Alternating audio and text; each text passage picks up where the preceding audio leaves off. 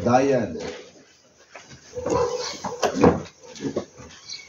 To all who are going to witness this Thanksgiving Day for our celebrant, to all of us, yung mga kamag-anak, yung mga makikikain lang. Muli, magandang umaga sa inyong lahat. Magandang umaga po, Father. Do you believe that God has His own plan to each one of us? Yes. I do believe. Yes. Alam nyo, Yolimar so thankful, so lucky. Take one, she passed the board examination. That is the plan of God for her. Palampakan ulit natin siya. Samantalang ako, alagad ng Diyos.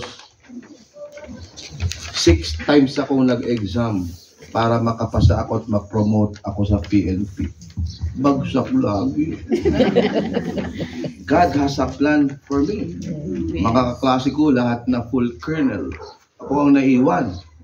No? Sabi ko nga, kung ano yung ayaw mo, if God has a plan for you for that, and if God wishes you to be there will something that will happen.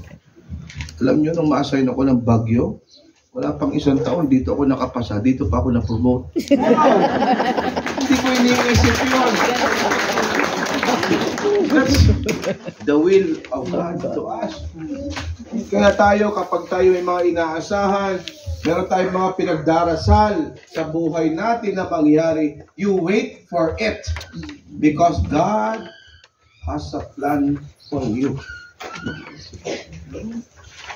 Si Yolimar, that's the reason why she is celebrating this kind of gathering with the people, with the friends, with the relatives, because she believed that her prayer was answered by God, and therefore she passed the examination. Nagdasal ka ba nung ikaw ay mag-exam? See? Immediate answer. Ay, nung panahon ko, pari na ako, dasal ako ng dasal, di ako nakakapasa eh. Because God knows, mayroon akong plano para sa iyo. Diba? Huwag mong madaliin. Huwag tayo magmadali. Because we all believe God has a plan for us. Okay? Alam mo, masaya ang iyong party at ang iyong birthday. Bukas na ang simula ng Holy Week. Yes, yes. Saan tayo makakakain ng what-what ito kayo? Bawal ang karne, bawal maraming kainin. Yes. Bawal magbalong. Pero ngayon pwede. Bago naman ngayon, di ba? Kaya talaga ang swerte ni Yolimar, no? Alam mo, the first time that I met her, during the Mass and the blessing of the house of our members of the Alno community, no? Natouch ako dahil sabi niya magte-thanksgiving siya sa kanilang bahay dito. Misa. Bihira lang. Papa-thanksgiving na may misa, di ba? Bihira yun. Yung iba, imbitahin ka lang, mag-blessing ka lang ng pagkain. I-bless mo yung bahay, i-bless mo yung celebrant. But in fact, the very, gist and substance of Thanksgiving is addressed not to the people around us. They are part of it. We are the ones joining her to thank the Lord. It is addressed to the Lord. That's why thank you. And Yolimar decided for a Mass. Kaya nakakatuwa. Kaya lahat ng aking ibang schedule, cancel. Diba? Cancel. Oh. Sapagkat this is the call of God to each one of us. We join her. Kaya ang Diyos tuwang-tuwa sa atin. Hindi lang siya nagpapasalamat, kasama tayong lahat. Diba? Na we thank Him because one of our member of the family is thanking Him and she had passed the board examination. Di ba? Sino yung mga nakapasa dito sa board? Taas ang kamay. Bagsak pa rin kayo. No? Hindi pa para sa inyo yan. Kayo ba'y nagbo-board pa? Tatanong lang ako.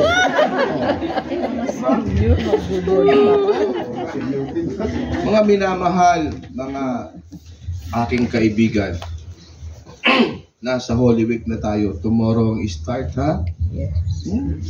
So this is the time not only to thank God but to ask for forgiveness. Napakahalaga nito. No, kaya Yolimar, ha? Pakabait ka. Sunod kong dasal sa iyo, sunod dasal natin that she will look for a better job. Yeah. No? Pero sabi niya, mag-aaral daw siya ulit. So, as we start the Holy Week, always remember that prayer is very important. Kaya Yolimar, you have to add more prayers this Holy Week. Not only to thank Him, but to forgive the sins, not only of yours, but the family, the friends, the people around us. Yun ang pinagdarasal ko lagi, hindi lang yung kasalanan ko, kundi yung mga tao na alam kong may kasalanan din na hindi nakakahingi ng pagpapatawad. Yun ang pinagdarasal ko. Lord, patawarin mo si Ate Juliet. Patawarin mo si Ate Jobs.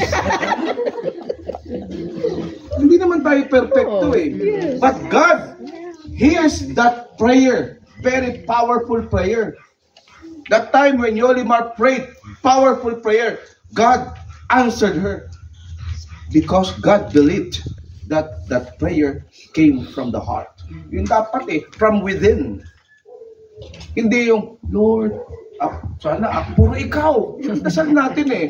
We always ask personal prayers from God. Puro ako, hingi.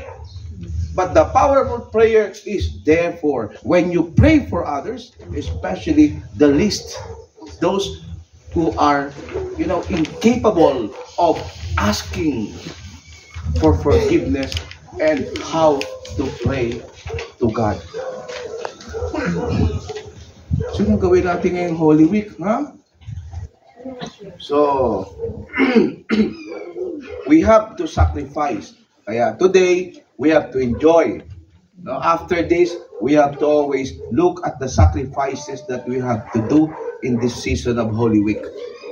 Kaya, mga minamahal, sa panalangin natin, sama-sama tayo. Ha? Magpadasal tayo kay Yolimar kasi very powerful ang prayer. Dinidinig agad ni Lord. Yung mga hindi nakakapasa dyan, oy. Yeah, ha? Yolimar, ipagdasal mo ako na makapasa ako para mag-full kernel na ako, ha? Diba? Pagdasal mo rin yung mga na, kayo, lagi ko yung pinagdarasal. No? Salo mo, Lord, pahabain mo pa ang buhay nila, hindi sila magkasakit. O, diba? The more you pray for that, the more God will grant you. At kapag pinagdasal mo, hindi sila magkasakit, hubaba ang buhay, you are part of it. Diba? That is how God moves to us. Okay? So again, Yolimar, to your family, Mommy, Daddy, and brother.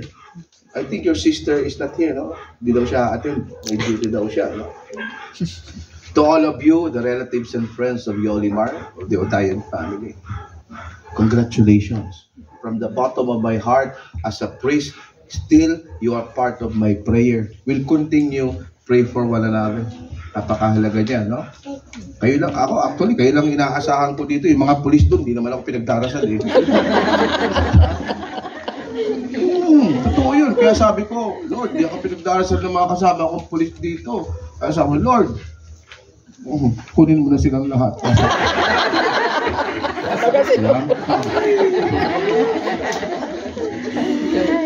Diba?